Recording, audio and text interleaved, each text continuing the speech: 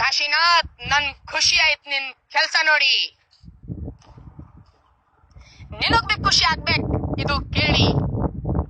ಯಾಕೆಂದರೆ ಇವತ್ತಿನ ದಿನ ನೀ ನನ್ ಗಿರೋನ ಕೆಲ್ಸ ಮಾಡ್ಲತ್ತಿ.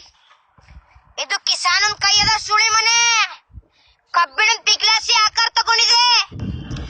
ಇದು ಶಕ್ತಿ ನನ್ ಎಲ್ಲ ಉಸಿರಿಂದದ.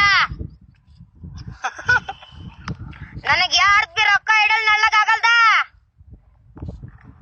ಶಿಂಗುರನ್ ಗಪ್ಲೆ ನೀ ಗಲ್ಲಾಗಿರ್ತಿ, ಅದುರ್ಸ ಚಲೋ.